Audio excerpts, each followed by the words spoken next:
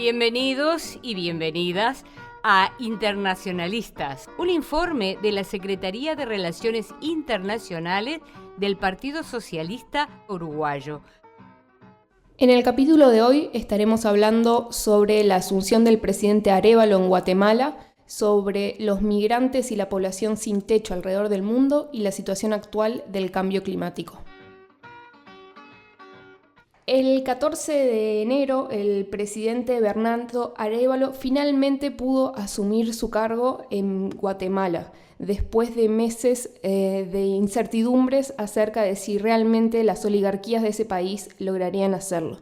Desde los primeros años del siglo XX, Guatemala ha estado bajo la tutela del imperialismo.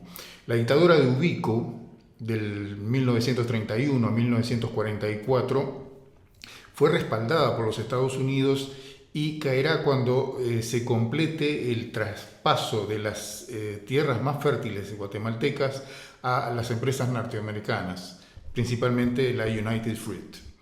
Aún así, la Revolución Nacional, que será liderada por Jacobo Arbenz del 51 al 54, va a tener un cierto beneplácito de Estados Unidos, pero hasta cuando Arbenz decida poner en práctica la reforma agraria, quitando justamente las tierras a las empresas y a la propia Iglesia Católica. La CIA organizará un golpe de Estado con la excusa de contener la influencia del comunismo. Como resultado, se instalaría la dictadura militar de Carlos Castillo Armas, que duraría hasta el año 57, cuando es eliminado, cuando es asesinado, y va a ser sucedido por una serie de gobiernos que se mantendrán en la órbita de los Estados Unidos y en el combate al comunismo en el patio trasero. Se inaugura de esa manera uno de los periodos más oscuros de Guatemala, en que se desarrollará un verdadero genocidio del pueblo maya. Uno de los personajes de esta trama fue el general Ríos Montt, quien llega a justificar la masacre de los pueblos originarios porque era gente que idolatraba dioses paganos. Desde ese entonces, Guatemala ha estado en la esfera de influencia de Estados Unidos, que a través de diversos acuerdos ha confirmado su dominación sobre ese territorio. Es una realmente sorpresa la aparición de Bernardo Arévalo y su movimiento Somos Semilla. Tanto es así que incluso después de haber ganado las elecciones se desarrollaron un montón de obstáculos judiciales y políticos por parte del Ministerio Público y de gobiernos locales corruptos y alineados con sus opositores, que hacen casi imposible que pudiese asumir. Hay que recordar que Bernardo Arévalo nació en Montevideo de un padre que se había exiliado en nuestro país. Solo fue a través de la inquebrantable convicción de los pueblos indígenas y los movimientos sociales que se va a lograr que Arévalo efectivamente pueda asumir, cosa que estuvo en duda hasta el último día. Vale también recordar que la actuación del gobierno uruguayo ante este desafío a la democracia ha sido penosa, llevando solamente al subsecretario de Relaciones Exteriores y no comunicando nada hasta días después de que esto realmente lograse llevar al éxito y a la asunción democrática del presidente Arévalo. Pasando a otro tema, la pobreza es internacional, o sea, si comparamos año tras año el crecimiento de la población que vive en la calle o que vive sin ningún tipo de apoyo social, vemos de que la curva es exponencial. Un caso claro es Estados Unidos. La situación de la vivienda en Estados Unidos es explosiva. La cantidad de gente que vive en situación de calle es cada día mayor. Los sin techo de ese país se las arreglan bajo puentes, en refugios, con carpas o en sus autos. En este año aumentó un 12% la cantidad de gente en la calle, estimándose en más de 600.000 personas sin hogar. El gobierno demócrata de Biden dice que no hay presupuesto para gastos sociales, al tiempo que se aprueba una cifra escandalosa para gastos militares y un incremento de millones de dólares en apoyo a Israel. Este destrato también se le extiende a los migrantes que llegan a la frontera sur.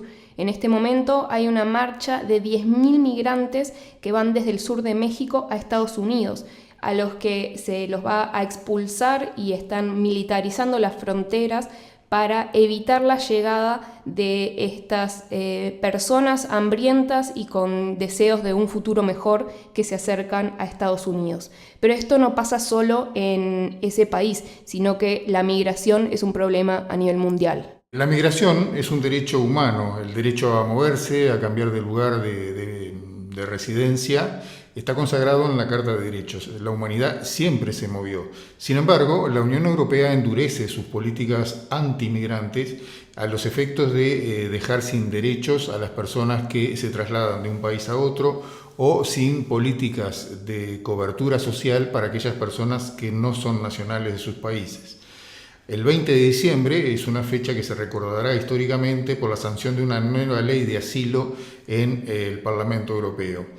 El discurso xenófobo que se ha sostenido sistemáticamente por las derechas europeas ha ido consolidando una serie de políticas que van desde el retorno compulsivo de las personas, la deportación y la prohibición de beneficios sociales para las personas migrantes. Y pensando en el calor que estamos pasando en esta época del año, vale la pena mencionar el cambio climático. Y en 2023 se fue el año más caliente de la historia, que materializa otro fracaso rotundo para las políticas ambientales. En la cumbre del cambio climático, la COP28, se pusieron ciertas expectativas de acuerdos para frenar el calentamiento climático global. Sin embargo, no se lograron cambios sustantivos, lo que demuestra una vez más la irracionalidad del sistema capitalista. Si bien hay un montón de activistas trabajando el tema, no es suficiente para lograr que los grandes ganadores del capitalismo global sigan emitiendo muchos más gases de los que son necesarios para mantener al planeta más o menos a un clima normal. Y a estas organizaciones ecologistas, como si fuera poco, se las tilda de terroristas. Para frenar esta barbarie que está sometiendo a la humanidad a la liquidación del planeta, nuestra casa común, la lucha por un planeta sustentable debe ser tarea prioritaria para el conjunto de las organizaciones del campo popular. Seguiremos observando este y otros temas con el espíritu internacionalista que está en las señas de identidad del Partido Socialista Uruguayo. Pueden suscribirse al canal del partido para no perderse ningún episodio de Internacionalistas, un informe de la Secretaría de Relaciones Internacionales del Partido Socialista Uruguayo.